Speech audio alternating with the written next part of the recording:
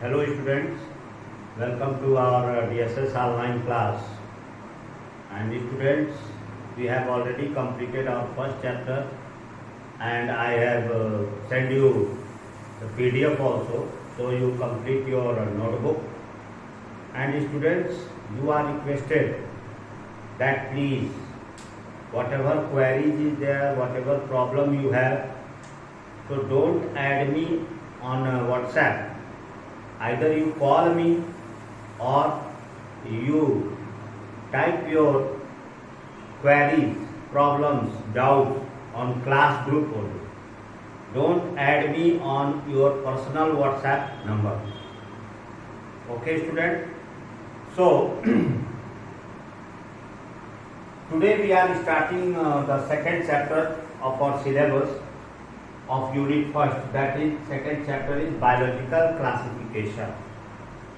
In first chapter we have studied about characteristic feature of living organisms, as well as we have studied, I have introduced you about the new branch of biology, that is systematics and taxonomy.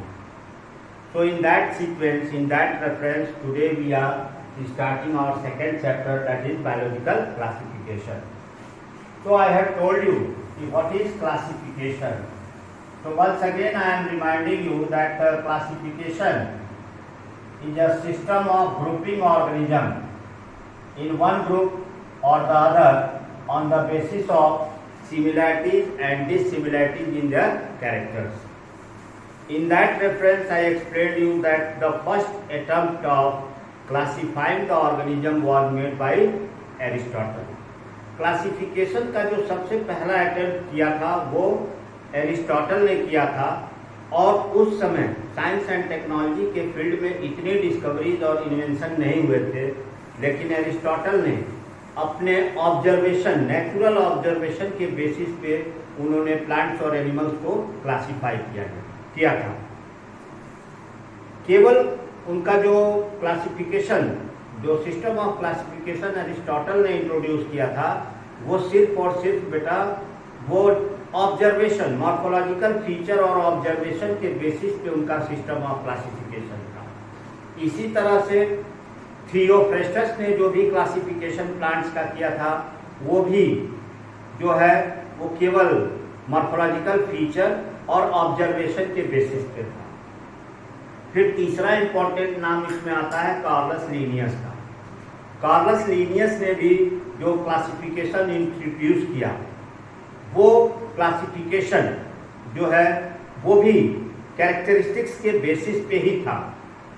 तो इस वजह से जो भी concept हम लोगों ने Aristotle, Theophrastus या कार्लस लीनियस का स्टडी किया है, उस पे जो है जो क्लासिफिकेशन का टाइप होता है वो बेटा दो टाइप का क्लासिफिकेशन बताया गया है. एक बताया गया है आर्टिफिशियल क्लासिफिकेशन, और दूसरा बताया गया है बेटा natural classification. Artificial classification and second one is called natural classification. Natural classification, ये दो टाइप के क्लासिफिकेशन आपको डिफरेंट राइटर के बुक में मिलेंगे. आपके टेक्स्ट बुक में नहीं दिया हुआ है कि टाइप्स ऑफ क्लासिफिकेशन. तो टाइप्स ऑफ क्लासिफिकेशन में दो टाइप आपको बताया जा रहा है, आर्टिफिशियल क्लासिफिकेशन और नेचुरल क्लासिफिकेशन. अब इन दोनों टाइप के क्लासिफिकेशन में क्या डिफरेंस है? तो बेटा जो आर्टिफिशियल सिस्टम ऑफ क्लासिफिकेशन है, that is merely based on morphological features as well as their observation on the basis of morphological feature. यानी artificial system of classification is that classification which is based only on observable characters. यानी कि जो artificial system of classification में है, उसमें केवल observable characters के basis पे ही ऑर्गेनिज्म को क्लासिफाई किया गया इन वन ग्रुप और द अदर. लेकिन जो नेचुरल सिस्टम ऑफ क्लासिफिकेशन है, इसमें ऑब्जर्वेबल कैरेक्टर्स के साथ साथ फाइलोजेनेटिक रिलेशनशिप भी जुड़ा हुआ है. फाइलोजेनेटिक रिलेशन का मतलब आपको मैंने प्रीवियस लेक्चर्स में बताया था कि एंसेस्ट्रल हिस्ट्री की जो प्रेजेंट टाइम के ऑर्गेनिज्म हैं ये किस तरह के एंसेस्टर से इवॉल्व हुए हैं। तो जब हम लोग कैरेक्टर्स के बेसिस पे, ऑब्जर्वेबल कैरेक्टर के बेसिस पे जब हम लोग ऑर्गेनिज्म को क्लासिफाई करते हैं along with including phylogenetic relationship between the organism, then that system of classification is called natural classification. And artificial classification, it is only based on morphological, observable morphological features. That system of artificial system of classification, it never relates phylogenetic relationship between the organism. तो जो Aristotle का system of classification था, जो Theophrastus का system of classification था और जो Carolus Linnaeus का सिस्टम ऑफ क्लासिफिकेशन था, उसको हम लोग क्या कहते हैं? Artificial system of classification. Natural system of classification जो बाद में डेवलप हुआ वो observable morphological features plus phylogenetic relationship के बीच जो बेस्ड था उसको कहा गया नेचुरल सिस्टम ऑफ क्लासिफिकेशन। और इसमें बेटा बेंथम एंड हुकर का नाम आता है। बेंथम एंड हुकर, ये जो दो बायोलॉजिस्ट हैं, इन्होंने प्लांट्स को क्लासिफाई किया था और नेचुरल बेसिस पे, यानी कि observable morphological features plus phylogenetic relationship के बेस पे इन्होंने क्लासिफिकेशन किया था। स्पेशली प्लांट्स का इन्होंने क्लासिफिकेशन किया था और उसको नाम दिया गया नेचुरल क्लासिफिकेशन। तो अब फिर से एक बार आपको प्री रिव्यू कर रहे हैं कि आर्टिफिशियल सिस्टम ऑफ जो क्लासिफिकेशन है वो ऑब्जर्वेबल मॉर्फोलॉजिकल फीचर के बेसिस पे है, उसमें कोई भी फाइलोजेनेटिक रिलेशनशिप नहीं है। जबकि नेचुरल जो सिस्टम ऑफ क्लासिफिकेशन है इसमें ऑब्जर्वेबल मॉर्फोलॉजिकल फीचर के साथ साथ ऑर्गेनिज्म के फाइलोजेनेटिक रिलेशनशिप भी जुड़े हुए हैं, तो उसको हम लोग नेचुरल सिस्टम ऑफ क्लासिफिकेशन। इसके अलावा बेटा इस चैप्टर में और भी मीन्स और भी टर्म्स आते हैं। जैसे आपका टर्म आ रहा है न्यूमेरिकल टैक्सोनॉमी,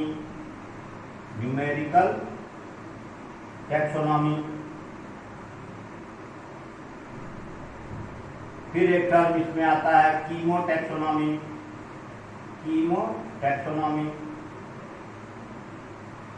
तो ये सब टर्म है artificial classification, natural classification, numerical classification, कीमोटैक्सोनॉमी।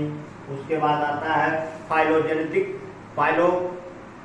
फाइलेटिक्स taxonomy. फाइलेटिक्स यानी जब फाइला वर्ड आए, यानी जब एंसेस्ट्रल हिस्ट्री की बात आए तो उसको हम लोग फाइलोजेनेटिक टैक्सोनॉमी कहते हैं। न्यूमेरिकल टैक्सोनॉमी का मतलब कि on the numerical means numbers. तो नंबर के बेसिस पे जब हम लोग कितने स्पीसीज किस ऑर्गेनिज्म की कितनी स्पीसीज में कौन कौन से कैरेक्टर फीचर प्रेजेंट हैं, तो जब नंबर्स की काउंटिंग करते हैं तो उसको हम लोग न्यूमेरिकल टैक्सोनॉमी कहते हैं।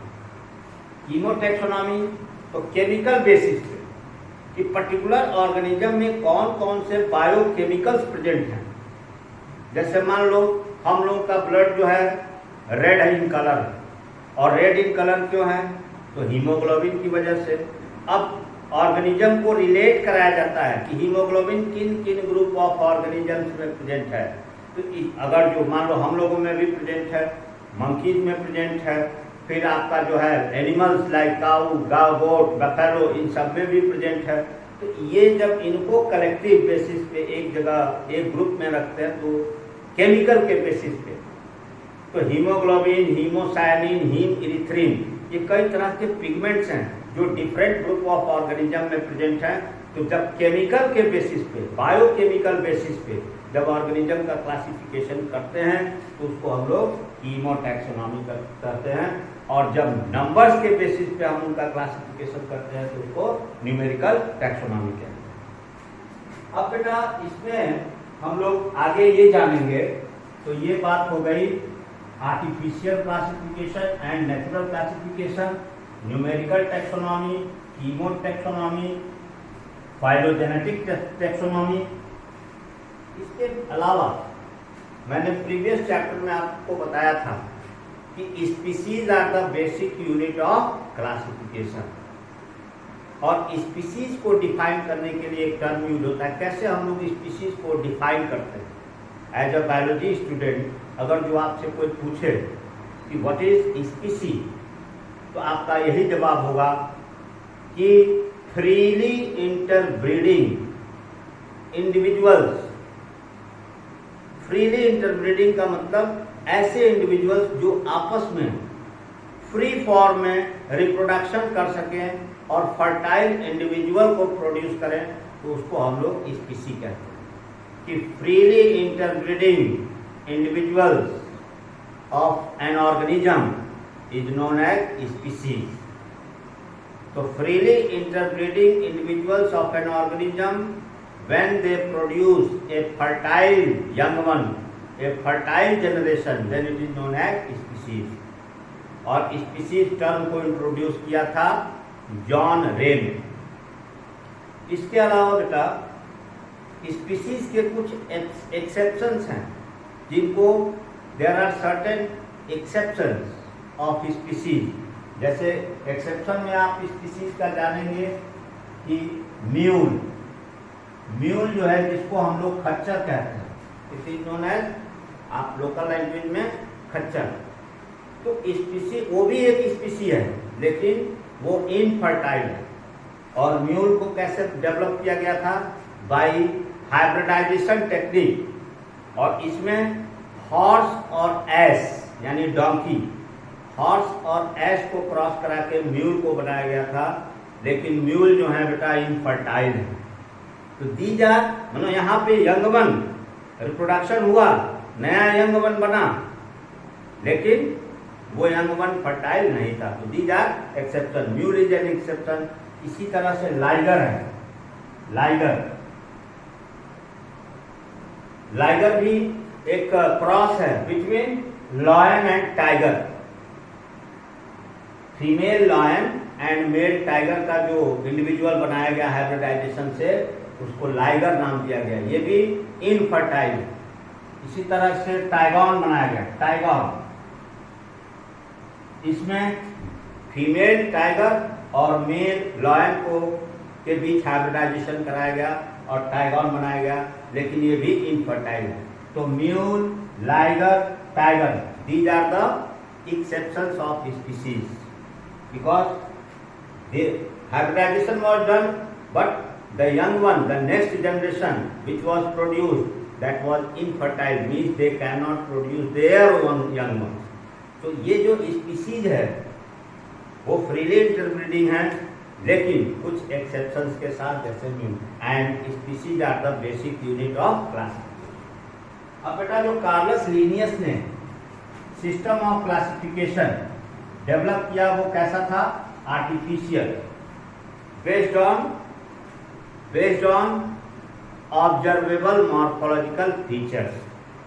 तो जो कार्लस लिनियस ने सिस्टम ऑफ क्लासिफिकेशन डेवलप किया था, तो उन्होंने कुछ पैरामीटर्स यूज किए थे। पैरामीटर्स का मतलब कि ऑन व्हाट बेसिस। तो जो कार्लस लिनियस का सिस्टम ऑफ क्लासिफिकेशन था, कार्लस लिनियस क्लासिफिकेशन,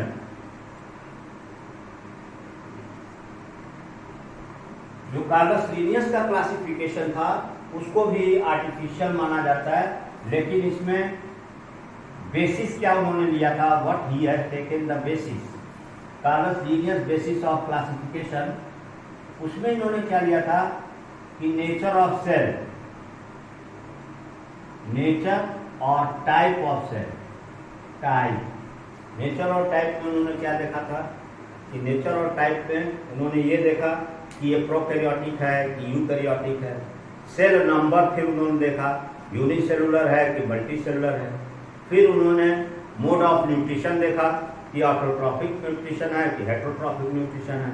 फिर मोड ऑफ रेस्पिरेशन उन्होंने देखा कि एरोबिक रेस्पिरेशन है कि एनारोबिक रेस्पिरेशन है।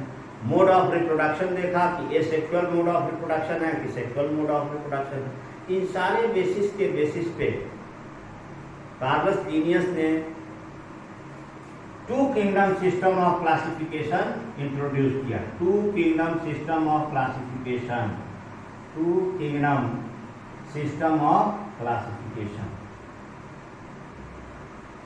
To kingdom system. और उन्होंने उस समय जितने भी कार्लस लीनियस के समय जितने भी एनिमल्स और प्लांट्स डिस्कवर्ड थे उनको उन्होंने दो किंगडम में डिवाइड किया, plant kingdom and animal kingdom. So this system of classification is known as two kingdom system of classification, and further details we will discuss in our next lecture.